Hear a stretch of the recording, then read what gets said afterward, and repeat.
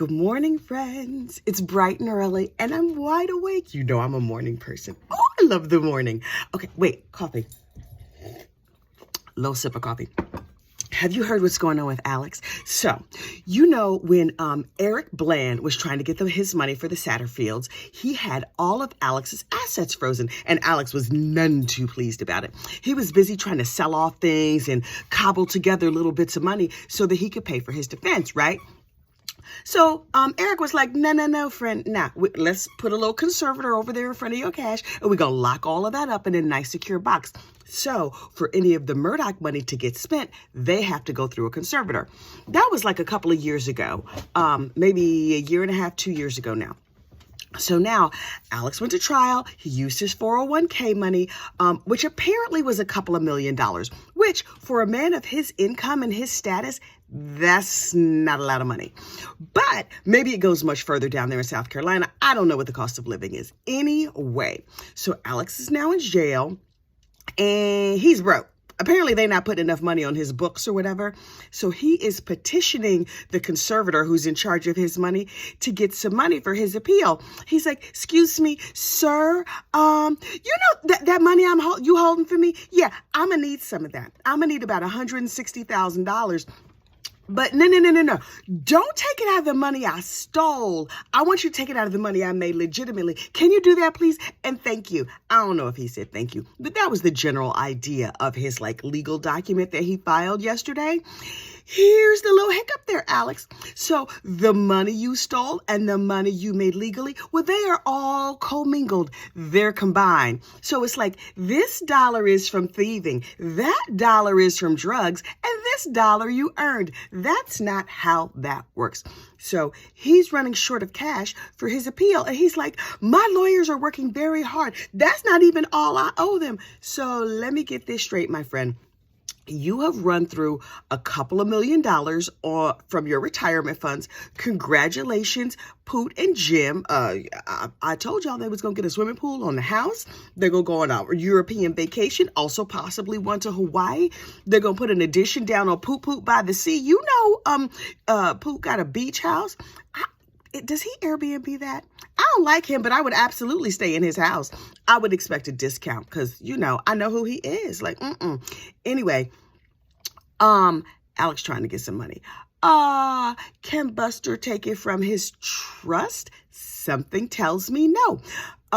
Is John Marvin going to pitch in? Is John Marvin going to sell a tractor or something to get you some money? I know that when Alex first got locked up, they were scrambling, trying to get together some money. What about that money you hid down there in the Bahamas? Can you use some of that? What's he going to do? Is he going to end up with do you get, how if you're convicted of a crime or you're accused of a crime, if you don't have the money, the state will assign you a lawyer?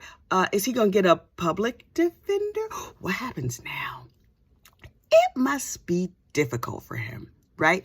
This is a family who is not real comfortable with change. The head dude is in prison and they still no, we in charge of things. We running things. Okay, you're not, friend. You're really, really not. All your mess is about to come out. I personally believe he had something to do with the Stephen Smith case. I don't think Buster had anything to do with it, aside from maybe having a relationship with Stephen. I don't know if that relationship was appropriate or inappropriate. How you doing, Buster? Anyway, not to cast aspersions, but I think Alex was like, oh, no. We don't have gay sons in this family. Now, listen, you could have all the mistresses you want. You could sexually traffic somebody. No problem. We're Murdaughs. That's what we do. But for you to have a boyfriend, we're not going to do that. And poof, just like that, Stephen disappeared. Now, well, he didn't disappear. His spirit disappeared from his body. There was a little separation there. Miss Sandy Smith has not given up, and now it's all about to come out. I think old Alex, listen, he's already a convicted felon. We can put stuff on him. And if I was that family, I would be like, Alex did it. Everything that happened. When my son was little, he once wrote his name on the wall in a marker. And I was like, Jordan, who wrote the word Jordan on the wall? He was like, Arthur did it. Arthur was his imaginary friend. also an aardvark on TV. But he was like, Arthur did it. Arthur did it. I have a feeling that Alex and the family and them, they're going to start blaming their imaginary friends for things. So when they're like, it was not me, it was Arthur, or whatever name they make up, that's how that's going to go. Denial is more than just a river in Egypt, friends. So listen, I'm busy doing all of my research this morning, aka scrolling through the internet and listening to podcasts. Ooh, following the Jim Griffin, Alex Murdaugh jailhouse leaked tape, Hidden True Crime Podcast has gotten a lot of new followers, apparently. Well, I was following them before. But listen, I had to listen to them at like 1.25 speed or 1.5 speed because they talk kind of slow. Where they from? I think they're up in like the Pacific Northwest. They talk slow. I can't. So just speed them up a little bit if they too slow for you. I mean, if they sound normal to you, then that's fine. Listen, maybe you have me slow down because I'm just like, blah, blah, blah, blah, blah, running off at the mouth. Anyway, that Hidden True Crime Podcast, this week, they're talking all about Alex Murdaugh. They had gone on to Lori Daybell, but oh no, they are back on the Murdaugh train. And they're talking about like the reasoning and the family and the psychology and whatever. It's fascinating. Also, listen to that podcast. You'll be like, ooh, I might need some therapy.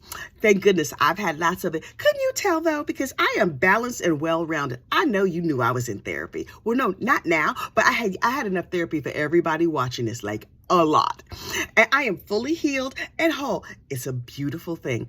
Anyway, so I'm going to go continue my research, aka listening to Hidden True Crime, and then I'm going to listen to Impact of Influence, the Murdaugh family.